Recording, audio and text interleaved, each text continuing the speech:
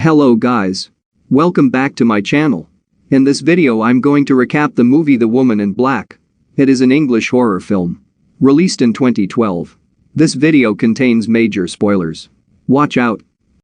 Three little girls, all dressed in what looks like nursery dresses, are playing in the nursery room on their own, with dolls. Suddenly, without uttering a word, they stand up. They open the three windows, and they jump of their own accord. Arthur is a young agent. His boss, Mr. Bentley, tells him in rude terms that this is his last opportunity. And told him that, if he makes another mistake, he won't be given another opportunity. Arthur agrees to Mr. Bentley's terms and sets off. Later Arthur decides to go alone. And he says goodbye to his 7-year-old son, Joseph, letting the nanny take care of him. Then Arthur travels by train. He talks to a fellow passenger, and afterwards, stares at a little girl, who is also traveling with them. Arthur thinks about when his son was born. The boy was perfectly alright, as the nurse proudly says it's a boy, but the doctor tells him straight away that he is sorry, that nothing could have been done for the mother, and had passed away. Immediately, Arthur sees how a blood-stained sheet is used to cover the face of his late wife Stella. A fellow passenger, Sam, offers him a lift into town. He also invites him to dine with him and his wife the following day. At the local inn, Arthur is put into the attic. This is the place where the three little girls jumped from at the beginning of the film. The next day Arthur visits Jerome, the local solicitor. Jerome recommends that he must leave town as soon as possible, but Arthur tells him that he will need to stay up until Friday at least to make a serious and fair evaluation of all the items within the house. A cab driver is waiting to take Arthur to the train station, but Arthur insists on going to the mansion instead. The cab driver demands 6 shillings for the trip, remarking that no one else will take Arthur there at all. There is a thin causeway which zigzags among the marshes linking the town to the lonely isolated mansion. The driver leaves Arthur just outside the estate of the mansion. When Arthur tells him to pick him up at 3 o'clock, he says that it'll have to be at 5 because of the tide, and Arthur agrees. Then he enters the property. There seems to be nobody at the home, so he gets up to the 2nd floor. He takes a look at Joseph's drawing before setting to work in front of a pile of papers. Inside one of the bedrooms, he sees a nest of ravens. A raven rushes out flying, and it startles him. Arthur thinks he's heard something, so he looks out of the window. A black shadow appears on the garden, among the tombstones. Arthur rushes out. The thick fog prevents him from seeing anything, or anyone for that matter. Arthur goes to the police station in order to denounce the person who has trespassed on the property. The constable, Collins, says that there is no villager who would go to that mansion of their own. The constable goes in the back to look for something. At that moment, 3 children arrive, and one of them is very sick, and her name is Victoria, who is spitting blood after drinking lye. Arthur calls for the constable, but it's too late, he can't do anything for the child. Victoria dies in his arms. Back in his lodgings, Arthur thinks he hears the soft cries of a woman, so he calls out for Mrs. Fisher, but it's a pet raven which mimics the whimpering voice of a woman. Mrs. Fisher joins in and serves him a drink while saying he must leave the town fast. Later Arthur goes to Mr. Sam's house. At the dinner, the conversation is a little awkward, but everything seems to go well until Elizabeth, Sam's wife, has a fit and has to be sedated. In a later conversation, Sam says that there are many superstitions in the town, but that everything is an illusion. Later that night, Arthur sees Elizabeth caressing one of her dogs, caressing and soothing it in an all-white laced cradle. The next day, Arthur goes looking for Mr. Jerome, but what he finds is a terrified girl imprisoned in a room who tells Arthur to let her alone because he was the reason Victoria died.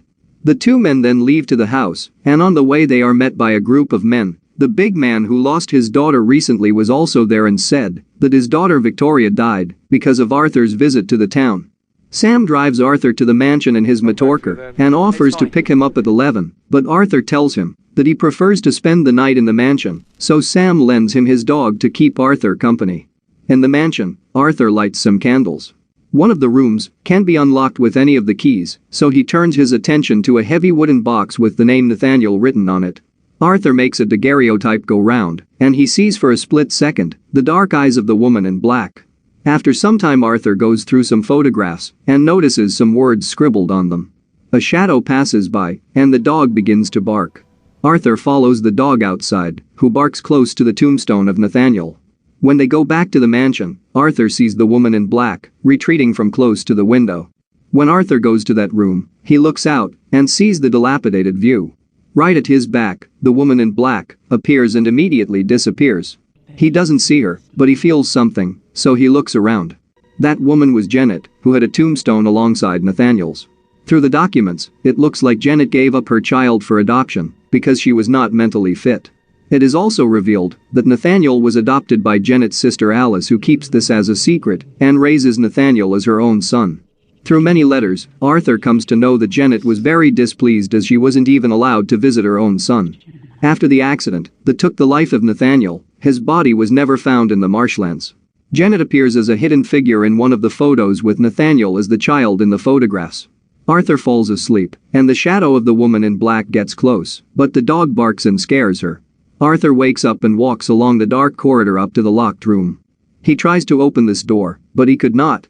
He goes down to look for something to open it, but suddenly, it is wide open. He picks up an axe and a candle. A rocking chair is moving on its own. Under the wallpaper, he discloses "You could have saved him" written in blood. Going back to a window, he can see clearly the shrilly screaming face of Janet. He went outside. In the rainy night, he can see the images of many dead children, rotten and anguished. Running back to the mansion, he can see the black footprints of the woman in black, and he follows them to the room. He sees Janet hanging herself. Leaving the room, he sees the woman in black approaching from the other end of the corridor. Arthur encloses himself in a room, but Nathaniel grows from the bed, and when he leaves the house, he finds Sam Daly, who has arrived to pick him up in the morning. Back in town, Arthur sees Jerome's house on fire.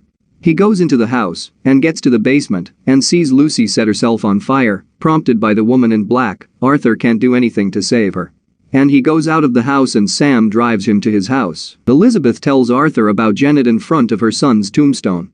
Suddenly, the dead children speak through her, and they say that the woman in black was always present to make all those children kill themselves one way or another.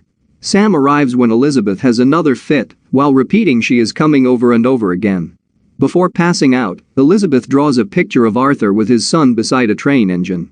While returning, Arthur convinces Sam to help him find the body of Nathaniel and reunite him to his mother by giving him a proper burial, and Sam agrees.